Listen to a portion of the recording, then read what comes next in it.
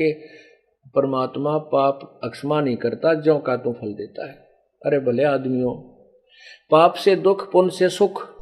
किसी के पैर में कांटा लगा हो और उसको वो कहे कि मेरा पीड़ा किस लिए है, कि पाप से यानी कांटे से, और किसी के पास समाधान के लिए जाए, वो कहे कि कांटा तो निकलेगा नहीं, जूते पहनो। कांटा लगे पैर में, जूता पहना नहीं जा सकता। कांटा निकले और फिर वो इस डर से जूता पहने कदे फिर कांटा ना लग जा। दुखी प्राणी सुखी हो और फिर वो भक्ति रूपी जूता पहनेगा, कभी नहीं छोड़ेगा भगवान की भक्ति, कि कहीं फिर से वो पाप वो कष्ट मेरे ऊपर ना आ गिरे।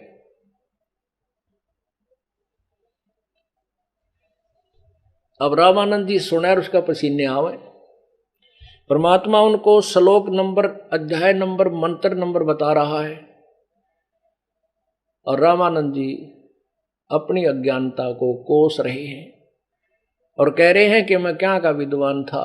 ओए होए, रोज वेद पढ़ा करते, हमारी तो आंख फूट रही थी, कुछ समझ में नहीं आवा था या कहानी क्या थी। अब परमात्मा आगे सुना रहे हैं कि तुम कौन राम का जपते जापम, तात कटे नाती नू तापम। आगे क्या होता है कि सभी यादव मर गए, नष्ट हो गए, आपस में लड़ मरे।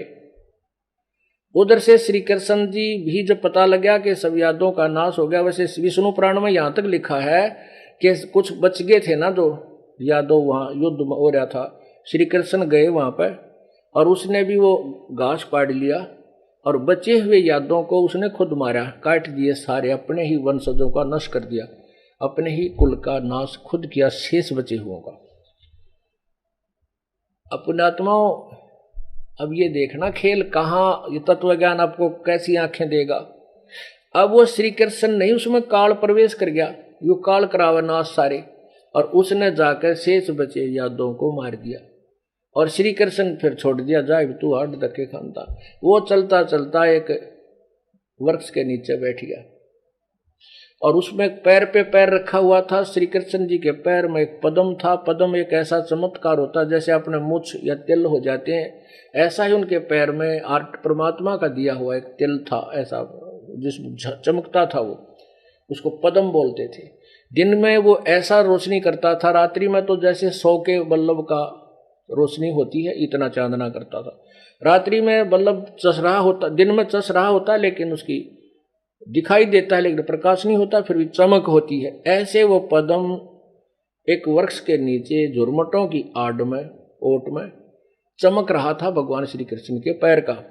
और वही शिकारी जिसने उस कढ़ाई के बचे हुए कड़े से, मछली से निकाले हुए कड़े से विषाक्त तीर बनवाया था, वो उसी बाण को लिए हुए घूम रहा था। उस दिन उसने 12-1 बजे तक कुछ नहीं मिला, कोई शिकार नहीं मिला।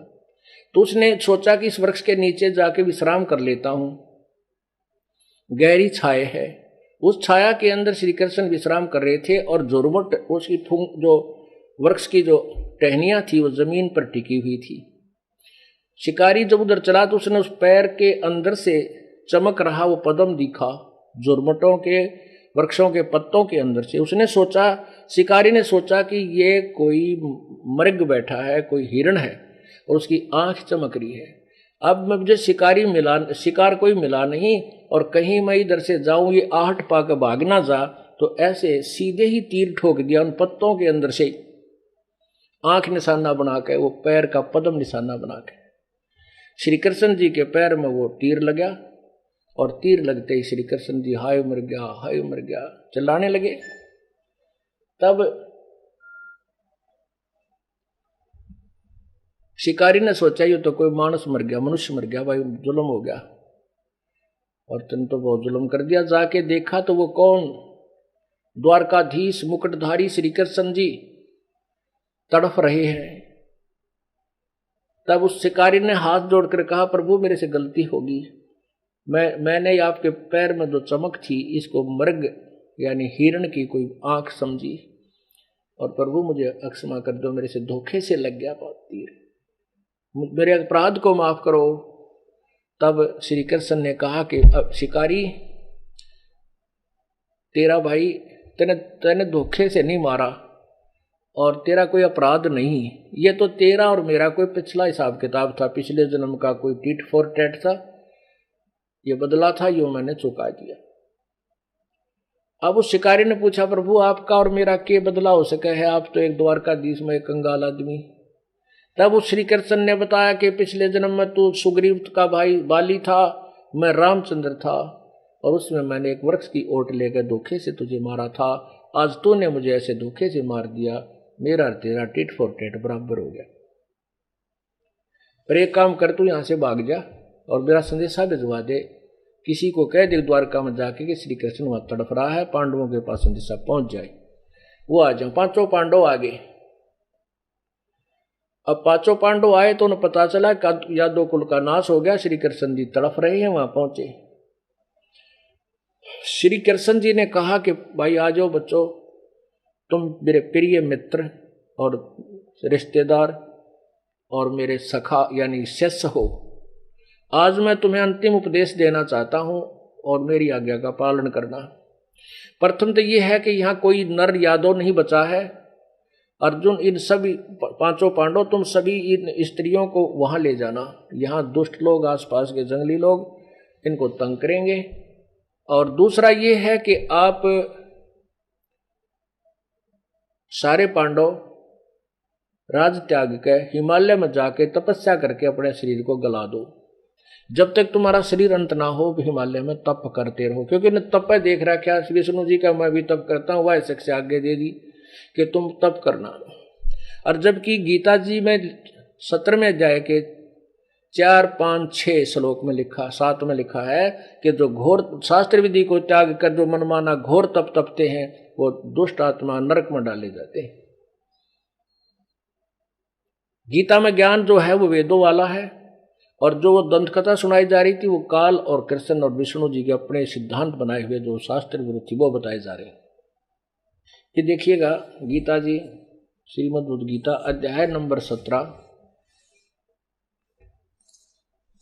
और श्लोक नंबर 5 में, जो मनुष्य शास्त्र विधि रहित केवल मनमाना कल्पित घोर तप को तपते हैं, दंभ और अहंकार से युक्त, कामना से आसक्त और बल के अभिमान से युक्त भी युक्त शरीर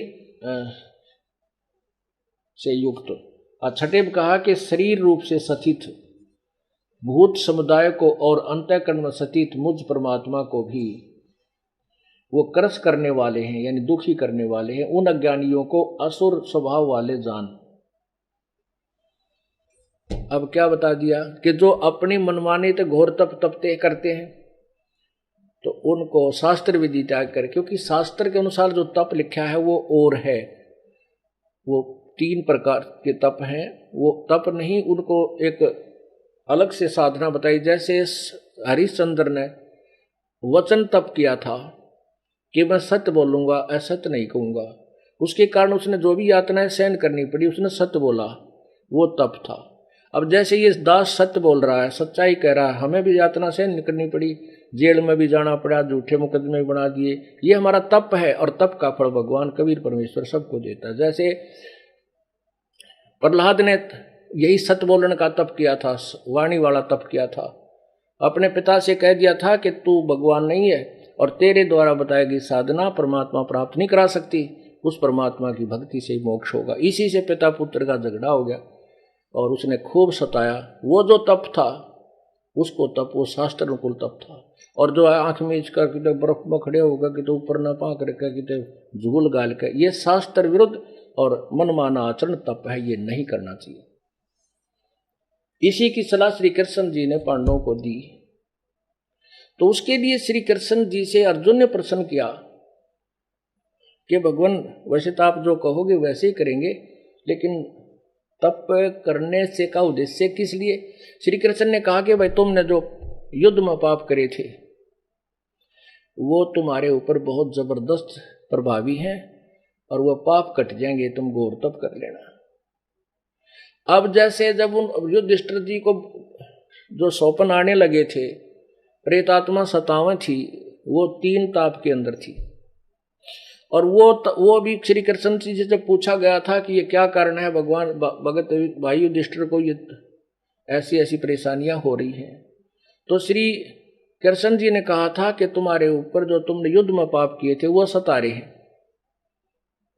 उसका समाधान बताया था कि यज्ञ करो, और वो यज्ञ भी ना विष्णु तो ही, ना ब्रह्मा थे, ना शिव थे, ना 33 करोड़ देवताओं से, ना 88,000 ऋषियों से, ना श्री कृष्ण जी से पूरी हुई। वो अभी कबीर परमेश्वर ने ही जाकर उसको पूरा किया था। तभी वो 3 ताप भी जब कट्टे थे, जब परमात्मा ने वहां भोजन खा लिया, वो शंख उनका बजा दिया। अब फिर श्री कृष्ण कह रहा है कि वो जो तुमने युद्ध में पाप करे थे वो तुम्हारे ऊपर तुम्हें दुखी कर रहे हैं, इसलिए उन पापों को काटने के लिए तुम तप करो। अब उस समय अर्जुन की जो बुद्धि का वो सुलटा चक्कर चाल पड़ा। तब अर्जुन के मन में आया कि भगवान गीता का ज्ञान दे था जब दूसरे अध्याय के 37 और 38 में श्लोक में, जब तो नो कह रहे थे तुम्हें कोई पाप नहीं लगेगा, तू युद्ध कर ले, और अब मैं नाटू था, हाथ भी जोड़ू था, ये भगवान हम तो भिक्षा का अन्न खा के गुजारा कर लेंगे, और मैं तो ये चाहता हूं कि ये सामने दुशासन और दुर्योधन मन न मार दे अपनी हत्या को, मैं मर जाऊं, ये घोर पाप का जो अनर्थ है ये युद्ध टल जावे, ये घोर पाप ना हो। और उस समय आपने जुल्म किया हमारे को, मेरे को डराया, बूंदा से सब विकराल शरीर दिखाया और कहा तो युद्ध कर ले, लालच दिया, तू मर गया तो जो है स्वर्ग में जाएगा, और जीवित रहा तो विजय हुआ तो पृथ्वी के राज्य को भोगेगा। तब का भगवान आज हमारे तो एक भी हाथ में लाडू ना रहा, ना तो हम युद्ध में मरे ताकि स्वर्ग प्राप्ति करते। आज आप कह रहे हो कि राज्य को त्याग करके जाओ, वहां हिमालय में गल जाओ तप करके। आपको क्या मिल गया हमारे साथ इतना धोखा करके? अर्जुन ने जो साफ कह दिया। तब युधिष्ठिर कहने लगा कि अर्जुन, ये समय भगवान के साथ ऐसी बातें करने का नहीं है, ये अंतिम श्वास गिन रहे हैं, इनके साथ नम्रता से बात करो। तब श्री कृष्ण अर्जुन ने कहा कि भगवान, यदि आपने मेरी शंका का समाधान नहीं किया तो मेरी मौत भी ठीक से नहीं होगी, तेरे को सारी उम्र कोसूंगा। वे किस कारण से तूने हमारे साथ धोखा किया जब तू कह रहा था कि तुम कोई युद्ध कर ले, कोई पाप नहीं लगेगा।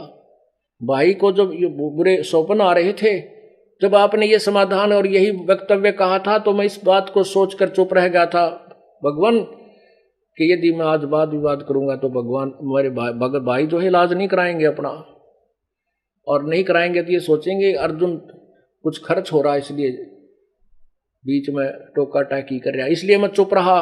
उस दिन का ये कांटा मेरा खटक रहा था। आज फिर आपने दुखती चोट पर फिर और जख्म पर चोट मार दी।